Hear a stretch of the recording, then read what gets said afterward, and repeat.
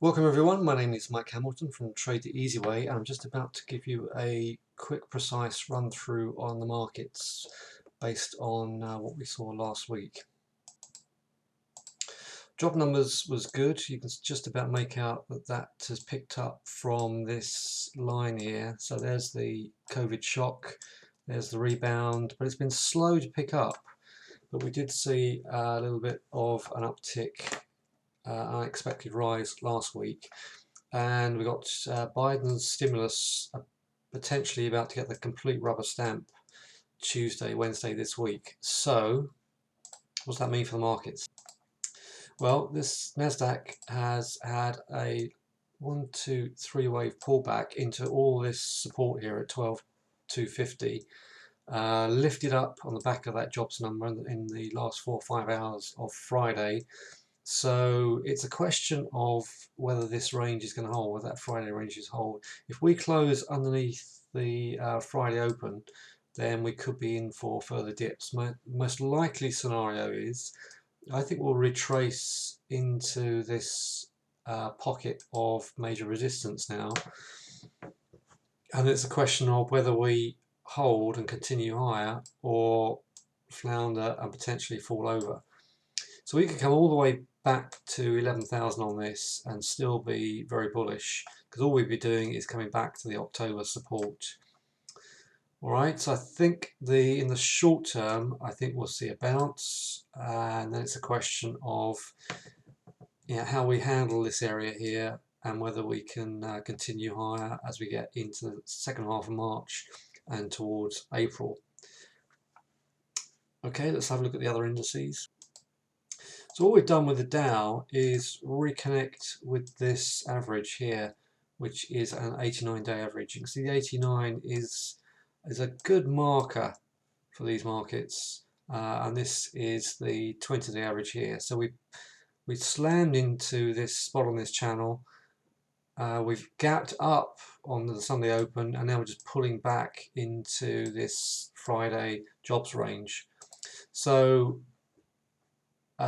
again, today's close alone is going to be interesting. If we start closing underneath the midpoint here, 31,150, then this is potentially not going to hold. Otherwise, this is potentially a bull flag, and any pullbacks into that 31,150 is potentially viable to see if we can get back up to these highs. And ultimately, if this long-term trend line holds here, and we don't come down and start staying down the bottom of this channel and crushing the bottom of this channel, then I think we can go up to 32.5, at which point I think this market will potentially need a breather. So I'm short to medium term bullish, just questioning whether this market's got enough oomph to continue past these few weeks ahead of us. So more information on that as we get it. And of course, the old saying, sell in May and go away, we could just sort of climb this wall of fear into April, May, and then potentially see some pullbacks to come into contact with this long-term average, long-term trend line, sorry. Right, moving on. DAX triggered along into the London Open. So this keeps coming back into this support. So there's a head and shoulders here.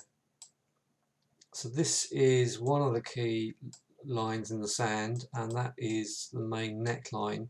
So I've been talking about this pink zone for ages. This pink zone's been on my chart for a while. We've not closed above it. So that area is 14,140 roughly.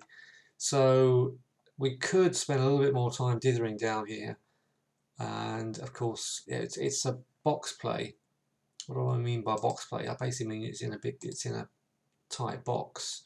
So we slipped out of this box into late February, very early March, popped back up, and now we're stuck in the box again. So if we could break here, I would expect a good 300-400 pip move into 14.5 plus. To me, that's the path of least resistance. So I still think these dips are buyable, And of course, anytime we close above that 150, I think we'll get up to 500 quite quickly. FTSE.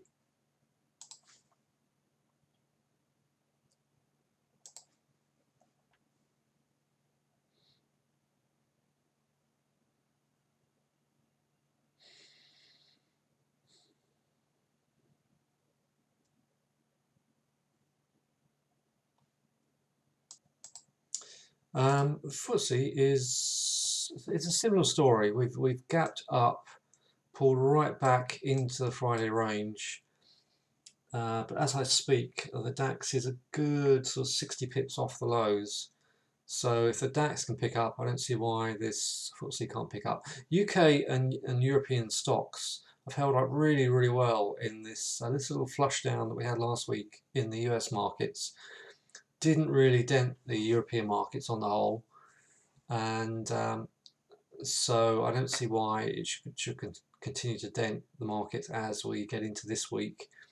So same story, as long as we don't close underneath this level here in the next couple of days, I can see us pushing up through this Friday resistance, at least back into 6,800 minimum. If we do get any kind of run, then I think we can go and find 7,000. All right, we've had a 1, 2, 3 wave upside and a 1, 2, 3 wave pullback, and a retracement into that area here. But similar story. We are, it's stuck. We're just chopping around in this range, and if we're not careful, if we do close underneath here, then that would potentially create quite a rapid move down to these support levels. So, but at the moment, the path of least resistance is on the upside. We're above all the averages.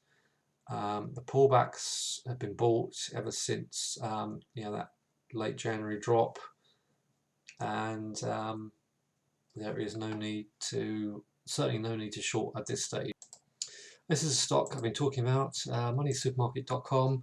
So huge area of support down here. We dipped underneath it, but every time we dipped underneath it, we recovered fairly quickly.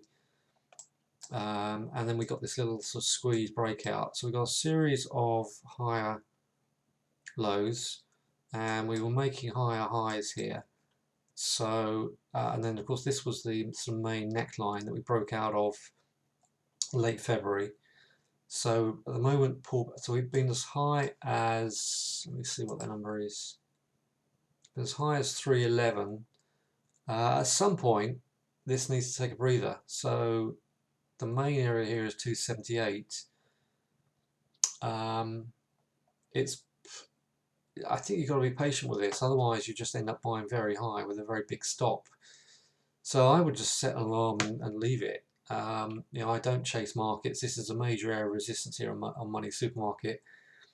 Let's just hope that we can get a drop. And we're at £3 at the moment. So 278 is not a long way off. So any downdraft on that one is buyable. BT is still holding up very well. Pullbacks in BT are doing fine. The banks have had a good run. And this one, I'm in this one, IQE. So we dropped underneath this main trend line. At the moment we are just around the 70 mark on IQE. If we obviously need to keep above 70 and start climbing above 75 to have any hope of getting back to that 90 and the £1 mark. But IQE is something I like. If we do close above here, I will add. Alright, so all the stocks I've talked about before I'm holding in the UK, like Rolls-Royce, Hammerson, and BT, and now I'm just dipping into IQE and looking for that one to pick up. Alright, on Thursday 11 o'clock I'm going to be talking about funded accounts.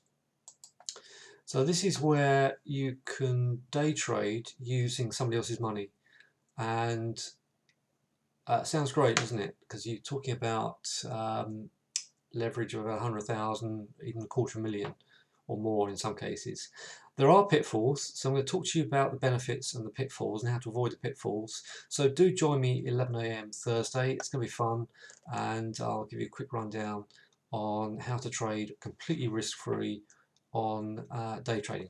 Thanks very much and have a good week.